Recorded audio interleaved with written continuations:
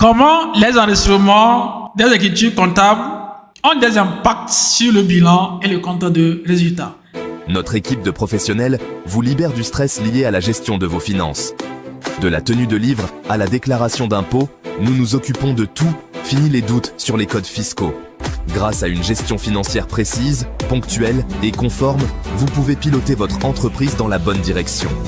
Alors, laissez nos experts gérer vos besoins en comptabilité et fiscalité. Alors, soyez une fois encore les bienvenus sur la chaîne YouTube du Centre d'application mobile. Alors, dans la vidéo précédente, nous avions déjà passé l'écriture des frais de gardiennage, ensuite importation des biens, et après nous avons vu le partage des dividendes, et ensuite nous avons vu comment il faut passer l'écriture lorsque votre entreprise a vendu les marchandises avec un partenaire américain ou avec un partenaire qui n'utilise pas la même monnaie que la vôtre. Dans cette vidéo, nous allons poursuivre les traitements de questions. La question suivante, on dit acquisition d'un tricycle de 1 500 000 TTC pour la livraison des marchandises contre un virement bancaire. Donc, on va débuter le compte de la TVA et le compte de notre immobilisation corporelle et créditer le compte du fournisseur d'investissement corporel. Donc, le montant de la TVA c'est 228 814. Tricycle hors taxe, ça serait 1 271 886. Et le TTC nous donne 1 500 000. Donc, nous allons aller l'enregistrer. La TVA serait autre créance. On va mettre plus 228 814. Après, immobilisation corporelle, il va s'augmenter plus 1 271 186. Quand je vais l'enregistrer, ça serait déséquilibré. Maintenant, le fournisseur d'exploitation va s'augmenter. Combien? Plus 1 500 000. Et voilà, le total actif est égal au total passif. On continue. Maintenant, on va régler notre fournisseur. D'accord? On va le régler. Ça veut dire le fournisseur va diminuer de 1 500 000 et notre compte bancaire va diminuer de 1 500 000. Donc ici, nous allons faire moins 1 500 000. Également, au niveau de fournisseur d'exploitation, on va enlever. D'accord? Moins 1 500 000. 1 500 000. Toujours total actif est égal à total passif. La question suivante. Maintenant ici on nous dit achat de l'encre, les chemises, les papiers rames et les autres matières consommables à 70 000 TTC. Là-bas tout simplement, on va débuter le compte 4452, c'est TVA récupérable sur achat. Et nous allons débuter le compte de achat des matières consommables et créditer le compte du fournisseur. D'accord? Donc, le montant ici, c'est en TTC. Ça veut dire nous allons diviser le montant TTC par 1,18 pour trouver le montant hors taxe. Et maintenant, appliquer la TVA sur ça, ça va nous donner 10 678. Donc, on va aller traiter. Donc, notre charge va augmenter de combien? De 59 322. Maintenant, autre créance va s'augmenter, c'est la TVA bien sûr. Il va s'augmenter de 10 678. Et notre fournisseur va s'augmenter de combien? De 70 000. Plus 70 000. Et toujours total actif doit être toujours total passif.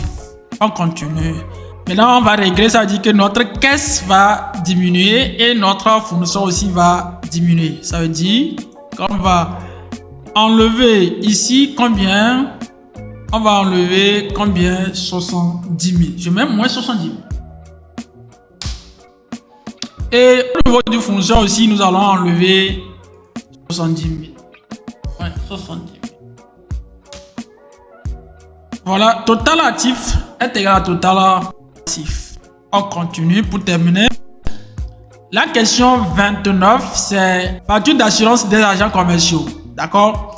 Les agents commerciaux, ce sont des gens qui vont sur le terrain pour faire la prospection, les collectes, tout et tout. Donc, ici, l'entreprise leur a déclaré à l'assurance. Donc, à la fin du mois, il faut qu'on paye l'assurance. Donc, ici, on va débuter le compte 6251 au crédit de 4011. D'accord? Les deux vont prendre le même montant qui serait 940 000. Ça veut dire qu'on n'a pas payé les frais d'assurance. C'est juste la facture. D'accord? Le mois arrivé, il faut payer.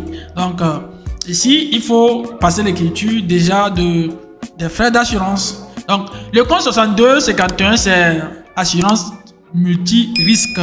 Et maintenant, 41, c'est notre fournisseur d'assurance. Donc, on va augmenter la charge de combien? 940 000. Je mets ici encore égal. Et j'ajoute. D'accord? J'ajoute plus 940 000. Notre fournisseur va s'augmenter. D'accord? Notre fournisseur va s'augmenter de combien? Plus 940 000. Et le total actif est toujours total passif. Alors, la dernière question, ici, il s'agit de achat de carburant aux agents commerciaux à la station totale de 35 000 réglé au comptant. Donc, ça veut dire que notre charge va augmenter de 35 000 auprès de notre fournisseur. Pour cette opération, nous devons débuter tout simplement le compte 6042 qui est mis pour matière combustible et créditer le compte du fournisseur. D'accord? Les deux vont prendre le même montant qui serait 35 000. Maintenant, on ne peut pas acheter le carburant à crédit. Ça veut dire que même si on ne dit pas que nous avons réglé notre fournisseur, nous devons tout simplement savoir que nous avons payé à notre fournisseur total. Donc, 6042 serait augmenté de combien? De 35 000. Je mets plus 35 000. Et notre fournisseur également va augmenter de 35 000. Ça, c'est l'achat. Je vais l'enregistrer et le total actif doit donner le total passif. Maintenant, le règlement, ça veut dire que la caisse va diminuer ou bien la banque va diminuer de combien? De 35 000. Or, nous allons mettre moins 35 000. Moins 35 000. Et notre fournisseur va diminuer de 35 000. On va mettre moins également. Je l'enregistre et je vais voir le total actif est égal au total passif. Et nous avons le total des charges et le total des produits. Et nous avons également le compte de résultat, c'est-à-dire combien nous avons dans notre résultat. Ça veut dire on a ici 78 323 433.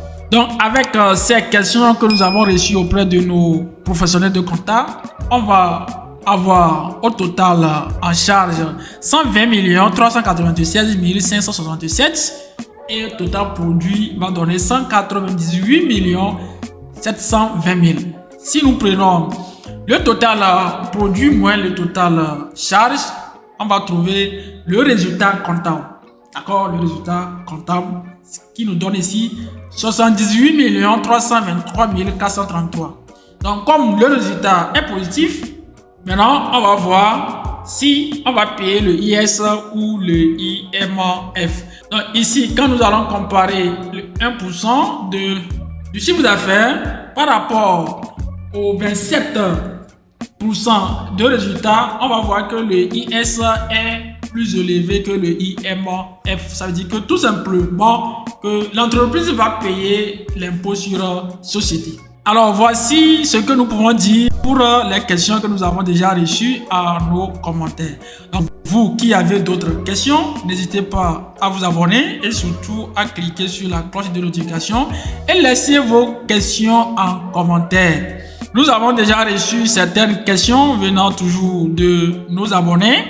Il y a certains qui demandent à savoir quelle est la différence entre l'IS et le IMF et qu'est-ce qu'on appelle acompte et comment cela se calcule. D'autres veulent savoir comment on déclare la TVA, qu'est-ce que c'est que le crédit de TVA, tout ça là. Nous allons partager toutes ces vidéos dans cette playlist. Alors, sur ce, nous vous disons Merci et à plus.